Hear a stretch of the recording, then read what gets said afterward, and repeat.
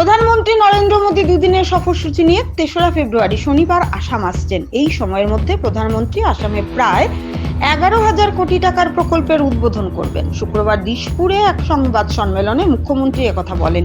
প্রধানমন্ত্রীর তহবিলে নির্মিত হতে যাওয়া কামাখ্যা মন্দিরের দিব্য পরিকল্পনারও ভিত্তিপ্রস্তর স্থাপন করবেন মোদী। একই সঙ্গে ৪৩টি রাস্তা ও ৩৮টি সেতুর ভিত্তিপ্রস্তরও স্থাপন করবেন মোদী। প্রধানমন্ত্রী চন্দ্রপুরে একটি আন্তর্জাতিক স্তরের স্টেডিয়াম, নেহেরু স্টেডিয়ামকে ফিফা স্তরের স্টেডিয়ামে উন্নীতকরণ, জিএমসিএইচ অবকাঠামোর ভিত্তিপ্রস্তর, করিমগঞ্জে মেডিকেল কলেজের পরিকাঠামোর ভিত্তিপ্রস্তর স্থাপন করবেন এবং আরও বেশ কিছু উন্নয়ন প্রকল্পের উদ্বোধন করবেন প্রধানমন্ত্রী মোদী। এদিকে প্রধানমন্ত্রী আগামীকাল শনিবার ৩রা ফেব্রুয়ারি সন্ধ্যা 7:30 বর্ঝার বিমানবন্দরে পৌঁছাবেন এবং তারপর রবিবার বেলা 11টায় খানাপাড়ায় বিশাল এক জনসভায় ভাষণ দেবেন।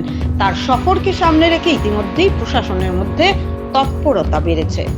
প্ৰধানমন্ত্ৰী ডাঙৰীয়াৰ অসম ভ্ৰমণ উপলক্ষে অৱগত কৰিবলৈ মই আপোনালোকক আমন্ত্ৰণ কৰিছিলোঁ। প্ৰধানমন্ত্ৰী নৰেন্দ্ৰ মোদী ডাঙৰীয়া অহাকালি গুৱাহাটীত নিশা 7:30 বজাত অৱতৰণ কৰিব।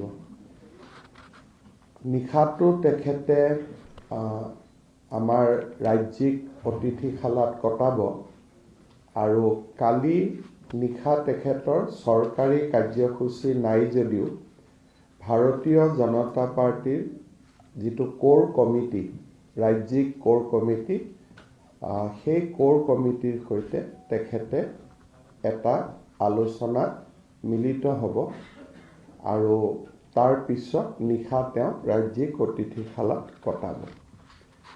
তেখেতৰ যিটো প্ৰধান চৰকাৰী কাৰ্যসূচী আছে, সেই চৰকাৰী কাৰ্যসূচীত দিনৰ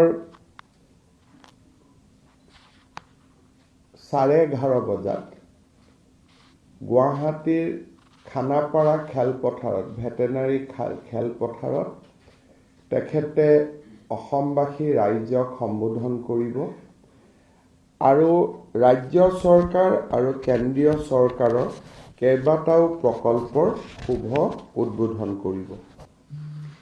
প্ৰথম যিটো আঁচনি PM ডিভাইন, যিটো প্ৰধানমন্ত্ৰী ডাঙৰীয়াই উত্তৰ পূৰ্বৰ কাৰণে আৰম্ভ কৰিছিলে, সেই PM ডিভাইন আঁচনিৰ অধীনত আমি মা কামাখ্যা দিব্যলোক পৰিযোজনা, যাক চমুকৈ কামাখ্যা কৰিডৰ বুলি ক'ম, সেই কামাখ্যা কৰিডৰৰ তেখেতে আধাৰশিলা স্থাপন কৰিব আৰু এই প্ৰকল্পৰ ব্যয় 498 কোটি টকা ধাৰ্য কৰা হৈছে।